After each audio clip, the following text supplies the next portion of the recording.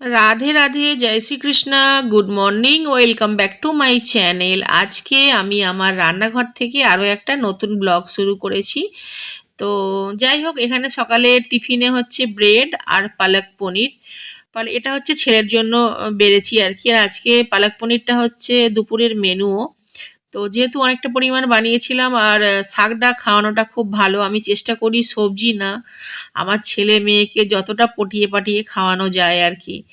তো ব্রেডটা আমার ছেলে খুব ভালোবাসে, ওই জন্য বললাম ব্রেড খেতে গেলে কিন্তু পালক পনির খেতে হবে। আর সত্যি বলতে না, ব্রেড দিয়ে কখনো পালক পনির খেয়ে দেখো, খুব ভালো লাগে খেতে।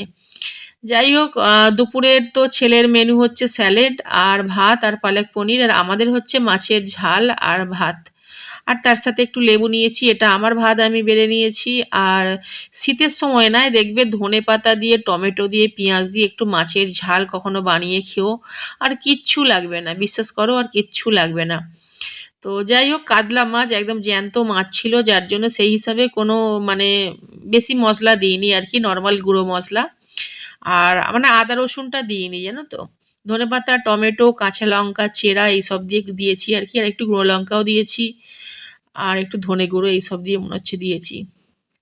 তো মনে হচ্ছে দিয়েছি কেন বললাম জানো তো, কারণ ভিডিওটা অনেক পরে এডিট করছি তো, আমি না ভুলে যাই জানো তো। তো যাই হোক, এখানে ভাত কিছুটা, অ্যাকচুয়ালি বেশি করেই ভাত করেছি আর কি। তো সবার খাওয়া হয়ে গেছে, এই ভাতটা ঝালটা বেঁচেছে। বেঁচেছে বলতে রাত্রের জন্য আর কি একটু বেশি করেই বানিয়ে নিয়েছি। টাটকা মাছ ছিল, যার জন্য বেশি মশলা লাগিয়ে খেতেও কিন্তু খুব ভালো হয়েছিল। আর এখানে হচ্ছে বেতো শাক, আজকে সকালে বাজারেতে বেতো শাক পেয়েছি। বেতো শাকটা তোমরা যখনই বাজারে পাবে না তখনই একদম কিনে নেবে, একদম যতই দাম বলুক চেষ্টা করবে কিনে নেওয়ার। কারণ এই শাকটা না, এই শীতকাল ছাড়া কিন্তু একদমই পাওয়া যায় না। আর বেতো শাকের একদম মানে এত গুণাগুণ, এত উপকারিতা এর, মানে ভাবার বাইরে। যাই হোক, কখনো বাজারে পেলে না বাড়িতে নিয়ে এসে, কিচ্ছু নয়, জাস্ট তেলে নেড়ে হলেও খেও, তারও অনেক গুণাগুণ। আর যদি আমি কি করি জানো তো, তেল টেলে নাড়ি না, সত্যি বলতে আমি ভালো করে ধুয়ে নিই, কারণ বালি থাকে। আলুর বাগানে যেই বাগানে আলু চাষ হয়, সর্ষে চাষ হয়, সেই বাগানেই কিন্তু বেশিরভাগ বেতো শাকটা মানে চাষ হয় বলতে বেতো শাকটা আলাদা করে কেউ চাষ করে না।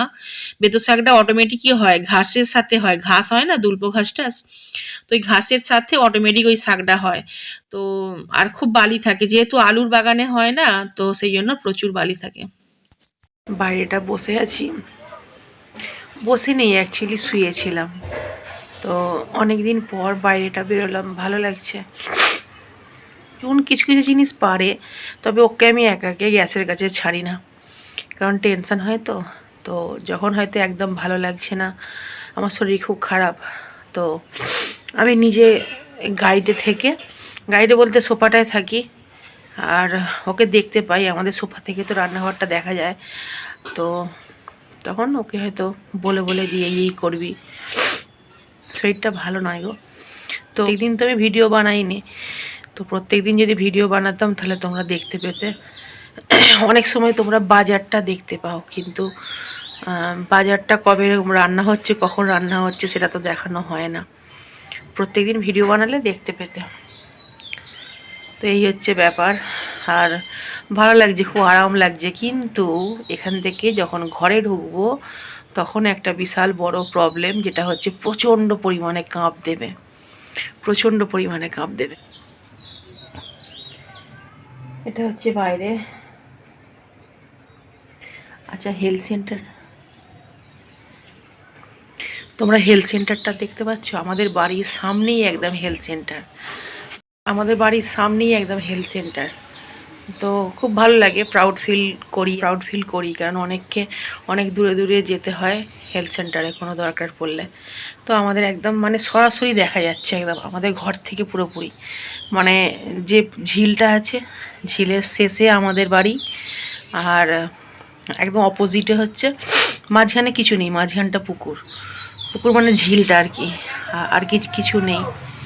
তো তারপরে হেলথ সেন্টার দেখাচ্ছি তোমাদের দ্বারা। এই যে এইটা হচ্ছে হেলথ সেন্টার, এইটা হচ্ছে হেলথ সেন্টার, আর এই মাঝখানটা হচ্ছে আমাদের ঝিল।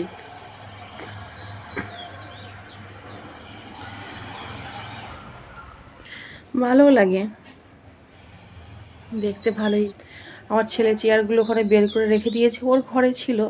আর এই চেয়ারগুলো জানো তো মানে দেখতে খুব সুন্দর, কিন্তু আমাদের সব ওয়েট বেশি তো। এবারে ওয়েট বেশি হওয়ার কারণে কি হয়েছে, আগে যেমন আগেকার চেয়ারগুলো দেখবে তার পাগুলো খুব মজবুত হতো, আর এখনকার চেয়ারগুলো সব দেখতে সুন্দর কিন্তু পা একদম বাজে, মানে বসলেই না পাগুলো চারিদিকে একদম ছড়িয়ে যায়, গিয়ে কোমর ভেঙে যাওয়ার ভয় থাকে। অনেক সময় ভেঙেই যায় পাগুলো, পা ভেঙে গেলেই তো মানে সব শুদ্ধ নিয়ে একদম পড়ে যাবো, তাই না? আমার সাথে হয়েওছে এমন। ওই জন্য আমি এই চেয়ারগুলোতে একদমই বসি না, আমিও বসি না। একটু ওয়েট বেশি হলেই না, আমার তো অনেকটা ওয়েট, কিন্তু না হলেও আমি দেখেছি যে যাদের অল্প ওয়েট তারাও যদি বসে না চেয়ারগুলো একদম মানে চারটে পা একদম ফ্যাগড়া হয়ে যায়, চারটে পা চারিদিকে চলে যায়, চলে গিয়ে আর পুরো একদম যে চেয়ার নিয়ে পড়বে তার একদম হরিবোল হয়ে যাবে। আমি অনেকবার হরিবোল হয়েছি, ওই জন্য বললাম। আর এইখানে না আমাদের এই নলটা হচ্ছে করানো হয়েছে বলতে আমি জুনের পাপার সঙ্গে ঝগড়াঝাটি করে এই নলটা বসিয়েছি। বারান্দাটা যখন ধোয়ার হয় না, বারান্দাটা ধুতে গেলে না সেই আমাদের বাথরুম থেকে বালতি করে জল বয়ে বয়ে আনতে হয়। তো যখন আমাদের কাজের লোক কাজ করে, এখন তো ধরো কাজের লোক নেই, হয়ে গেল প্রায় 1.5 বছর 2 বছর হয়ে গেল আমাদের কাজের লোক নেই। তো রাখবো, ভালো লোক পেলে রাখবো, কিন্তু কাজের লোকে কিছুই করে না, ঘরটা মোছে আর বাসনটা মাজে আর কি, এই দুটো কাজই করে। তো যাই হোক, এই নলটা আমাদের কাজের লোকের জন্য করা হয়েছে, আমাদের নিজেদেরও অনেক কাজে লাগে। ধরো বারান্দাটায় আমাদের তো দেওয়া হয়নি, মানে গাছপালা লাগানো হয়নি, কিন্তু যদি লাগানো হতো তাহলে মনে করলে কিন্তু এই নল থেকে জল নিয়েই দিয়ে দেওয়া যেত।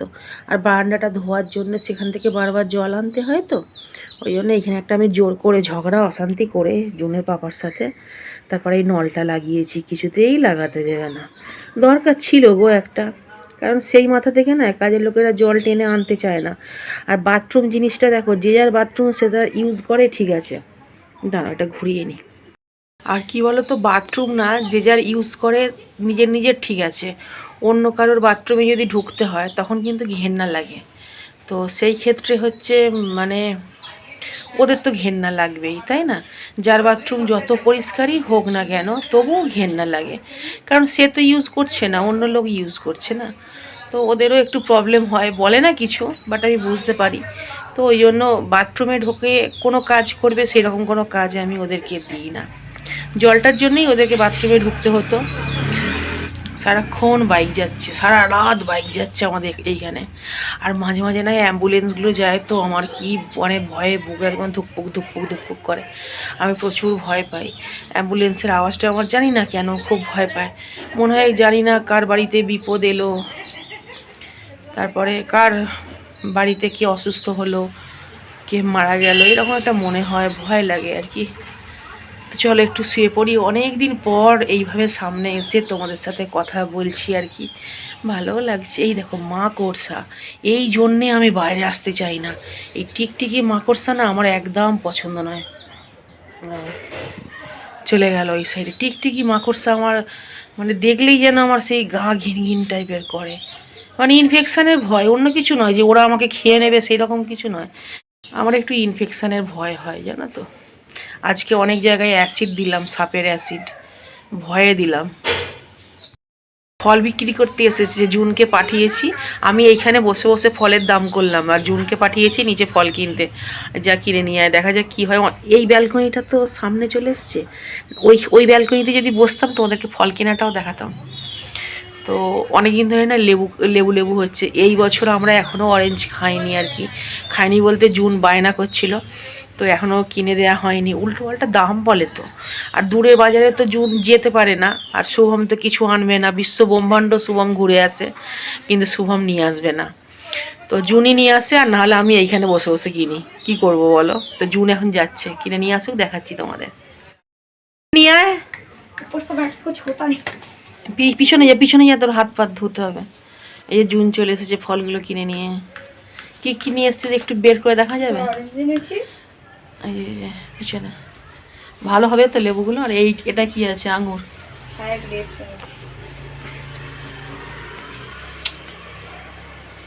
ওই হয়ে হয়ে সরে দেখা যাচ্ছে। হ্যাঁ ব্যাস, ওগুলো এক সাইডে রাখ, সব ধোয়া হবে, পয়সাগুলো ধুয়ে ফেল। এটা হচ্ছে সন্ধ্যার সময়, তো সন্ধ্যার সময় কাঁচা বাজার করা হয়েছে, আর মানে যেগুলো লাগবে আর কি প্রতিদিনের রান্না বান্নায় সেগুলোই আজকে কেনা হয়েছে। এইবারে ভাবছো তো সকালেও মৌসুমি বাজার করেছে, অ্যাকচুয়ালি কি হয় সকালে তো সেইভাবে অনেক বাজার করা হয়নি, যেগুলো পছন্দের পেয়েছিলাম সেগুলো কিনে নিয়েছিলাম। আর অ্যাকচুয়ালি যেগুলো প্রতিদিনের রান্নায় লাগবে টমেটো, লেবু, শসা, এগুলো যখন খাওয়া দাওয়ায় আমাদের লাগবে সেগুলোই কেনা হয়েছে। আর এবছর না লাউ শাকটা বেশ ভালোই আমাদের খাওয়া হচ্ছে, কারণ বাজারে পাচ্ছি বলে কিনে খাওয়া হচ্ছে, নর্মালি তো পাওয়া যায় না। যাই হোক, এটা হচ্ছে রাত্রে জুনকে গরম জল খাওয়াচ্ছি, এখন প্রচণ্ড পরিমাণে ঠান্ডা, চেষ্টা করি দুবেলা 1 গ্লাস করে গরম জল খাওয়াতে আর কি। দুবেলা যদি কোনো কারণে নাও হয় চেষ্টা করি রাত্রে গরম জল খাওয়াতে। ও কিন্তু জানে না যে ওর পিছনে আমি ভিডিও করছি বলে, আর ও কন্টিনিউ ফাঁকি মেরে যাচ্ছে, মানে ফুঁ দিয়ে যাচ্ছে কতক্ষণে জলটা পুরোপুরি ঠান্ডা হবে তারপরে ও খাবে আর কি। যাই হোক, আজকের মতো বাই গাইস, চলে আসবো নতুন ব্লগ নিয়ে। সবাই খুব ভালো থেকো, সুস্থ থেকো, থ্যাঙ্কস ফর ওয়াচিং।